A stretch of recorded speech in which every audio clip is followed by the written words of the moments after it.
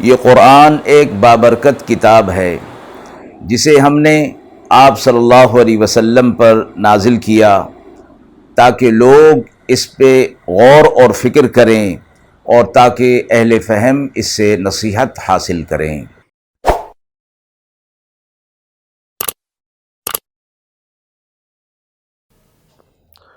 بسم اللہ الرحمن الرحیم۔ السلام علیکم ورحمۃ اللہ وبرکاتہ۔ ناظرین کرام، درس قرآن مجید کے آج کے اس پروگرام میں ہم سورۃ الانفال کی آیت نمبر 39 اور 40 کا ترجمہ اور تفسیر پیش کر رہے ہیں، اور آخر میں پوچھے گئے سوال کا جواب ہوگا۔ اعوذ باللہ من الشیطان الرجیم، بسم اللہ الرحمن الرحیم۔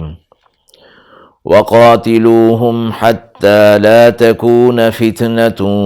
وَيَكُونَ الدِّينُ كُلُّهُ لِلَّهِ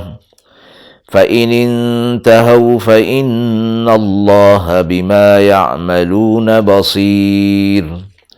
وَإِن تَوَلَّوْا فَاعْلَمُوا أَنَّ اللَّهَ مَوْلَاكُمْ نعم المولا ونعم النصیر۔ آیات مبارکہ کا ترجمہ ملاحظہ فرمائیں۔ اور ان سے قتال کرو یہاں تک کہ فتنہ اور فساد باقی نہ رہے اور دین سارا کا سارا اللہ کے لیے ہو جائے۔ پھر اگر وہ باز آ جائیں تو اللہ ان کے کاموں کو دیکھنے والا ہے۔ پھر اگر وہ نہ مانیں تو جان لو اللہ تمہارا مدد کرنے والا ہے، اور بہترین مدد کرنے والا اور بہترین حمایت کرنے والا ہے۔ پچھلی آیت کے اندر یہ فرمایا گیا تھا کہ کفار اور مشرکین اہل ایمان کو اللہ کے راستے سے روکنے کے لیے اپنا مال خرچ کریں گے اور قیامت تک کرتے رہیں گے، اور ان کا یہ مال خرچ کرنا حسرت کا سبب بن جائے گا اور یہ لوگ مغلوب رہیں گے۔ اب اہل ایمان کو یہ فرمایا گیا کہ اہل ایمان کا اس معاملے میں دین کے غلبے کے لیے اور معاشرے سے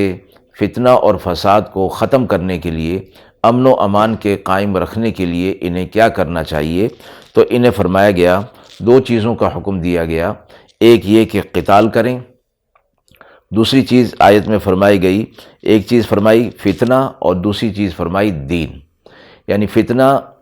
آزمائش اور امتحان کے معنی میں بھی آتا ہے اور فساد کے معنی میں بھی آتا ہے۔ تو یہاں یہ فرمایا گیا کہ یہ فتنہ فساد کے معنی میں ہے کہ کفار اہل ایمان کے درمیان فساد کرنے کی کوشش کریں گے اور لوگوں کو دین سے دور کرنے کی کوشش کریں گے، تو اہل ایمان کو ان کے ساتھ قتال کے لیے تیار رہنا چاہیے، یہاں تک کہ فرمایا کہ دین پورا کا پورا اللہ کے لیے ہو جائے۔ وَيَكُونَ الدِّينُ كُلُّهُ لِلَّهِ، یعنی دین پر عمل کرنا، دین کے راستے کی تمام رکاوٹیں دور ہو جائیں۔ علماء نے یہاں اس آیت میں کافی تفصیل بیان کی ہے کہ یہ حکم اس وقت کے لیے ہے کہ جب ایسی صورتحال پیدا ہو جائے کہ اہل ایمان کا ایمان پر عمل کرنا، احکامات پر عمل کرنا ناممکن ہو جائے، اور پھر کفار جو ہے مسلمانوں کے ساتھ لڑنے کے لیے تیار ہو جائیں۔ یہ قتال کا حکم جو ہے وہ بالکل آخر میں، اور اس کی مثال اس طرح دی جاتی ہے کہ جس طرح کہ جسم کے اندر اعضاء ہیں، اللہ رب العزت نے اعضاء دیے ہیں، کسی ایک عضو کے اندر کوئی ایسی چیز پیش آ جاتی ہے، کوئی بیماری وغیرہ، جس سے ڈاکٹر حکیم یہ فیصلہ کرتے ہیں کہ اس حصے کو کاٹ کر الگ کرنا ہوگا، ورنہ یہ اس میں جو بیماری ہے وہ پورے جسم کو خراب کرے گی، تو آدمی اس جزء کو، اس حصے کو الگ کرنے کے لیے تیار ہو جاتا ہے۔ تو فرمایا معاشرے کے اندر رہتے ہوئے اس قسم کے لوگ کہ جو لوگوں کو اللہ کی راہ سے روکتے ہیں اور اللہ کی راہ پر چلنے میں رکاوٹ بنتے ہیں، یہ مثال ان کی اسی عضو کی ہے کہ اب اگر ان کو رہنے دیا جائے گا تو یہ پورے معاشرے کو خراب کریں گے، پورے معاشرے کے اندر فتنہ اور فساد کریں گے، لہٰذا ان کا قتال ہوگا۔ اور فرمایا کہ یہ بالکل آخر درجے میں، یہاں یہ اعتراض بے جا ہوگا کہ اسلام جو ہے وہ تلوار کے ذریعے سے پھیلا ہے، جیسا کہ مستشرقین جو ہے اس پر اعتراض کرتے ہیں کہ مسلمان تلوار لے کر اپنے دین کو جو ہے وہ پھیلاتے ہیں۔ فرمایا گیا لا اکراہ فی الدین، دین میں کوئی جبر نہیں ہے، اور وہ مذہب کہ جس میں ایک چونٹی کو بھی جان بوجھ کر مارنا گناہ تصور کیا جاتا ہو، انسان کی جان کی حرمت تو اللہ کے ہاں بڑی ہے۔ جیسے فرمایا کہ جس کسی نے کسی بھی انسان کو ناحق قتل کیا، گویا اس نے پوری انسانیت کو قتل کیا، اور جس کسی نے کسی ایک کی جان بچائی، گویا اس نے پوری انسانیت کی جان بچائی۔ تو ایسی بات ہرگز نہیں ہے کہ دین اسلام جو ہے وہ قتال کے ذریعے سے، یہ تلوار کے ذریعے سے پھیلا ہے، بلکہ یہ حکم قتال کا، جہاد کا اس وقت تک ہے، اس وقت کے لیے ہے جب معاملہ بالکل جس کو کہا جاتا ہے کہ پانی سر سے گزر جائے، وہ صورت جب پیدا ہو جائے گی تو پھر اس وقت قتال کیا جائے گا۔ آیت کے اگلے حصے میں بھی فرما دیا گیا پھر اگر وہ باز آ جائیں تو اللہ ان کے کاموں کو دیکھتا ہے، یعنی اہل ایمان کے درمیان فتنہ اور فساد اور ان کو راستے سے، دین اسلام کے راستے سے روکنے سے اگر وہ باز آ جاتے ہیں تو اللہ ان کے اعمال کو دیکھ رہا ہے۔ آیت کے اس حصے سے مراد یہ ہے کہ ممکن ہے کہ وہ اہل ایمان کے ساتھ معاہدہ کچھ کر لیں اور ان کے ساتھ قتل و قتال نہ کریں اور ان کو تنگ نہ کریں، اور اس قسم کا معاہدہ کر کے ان کے درمیان رہنے لگ جائیں، تو اہل ایمان کے دل میں یہ بات آئے کہ شاید یہ لوگ ہمیں دھوکہ دے رہے ہوں، تو فرمایا گیا کہ اسلام ظاہر پر عمل کراتا ہے، یعنی کسی شخص کے ظاہر کو دیکھ کر ہی اس کے مطابق فیصلہ کیا جائے گا، دل کے اندر کا معاملہ وہ اللہ کے سپرد ہے۔ اس لیے آپ صلی اللہ علیہ وسلم نے فرمایا جس شخص کو تم مسجد میں بار بار جاتے ہوئے دیکھو اس کے ایماندار ہونے کی گواہی دو، یعنی اس کا یہ ظاہری عمل مسجد کی طرف جانے کا اس کے دل کے ایمان کی دلیل ہے، باقی اس کے دل میں کتنا ایمان ہے، کتنی امانت ہے، کتنی خیانت ہے، وہ اللہ بہتر جانتے ہیں۔ تو اسلام ظاہر کے اعمال اور افعال پر کا ہی مکلف مانتا ہے۔ تو اہل ایمان کو کہا گیا کہ اس بات کی فکر نہ کریں کہ وہ اہل ایمان کو دھوکہ دے رہے ہوں،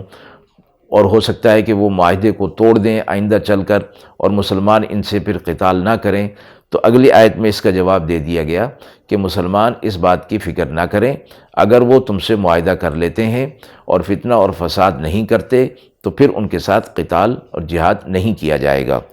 وَإِن تَوَلَّوْا، اور اگر وہ لوگ روگردانی کریں، یعنی تمہارے ساتھ کیے ہوئے معاہدے کو توڑ دیں، تو جان لو کہ اللہ تمہارا حمایتی ہے اور وہ خوب حمایت کرنے والا، بہترین مدد کرنے والا ہے۔ یعنی اہل ایمان کو فرمایا گیا کہ تم نے اس چیز کا مشاہدہ کر لیا کہ مختلف غزوات میں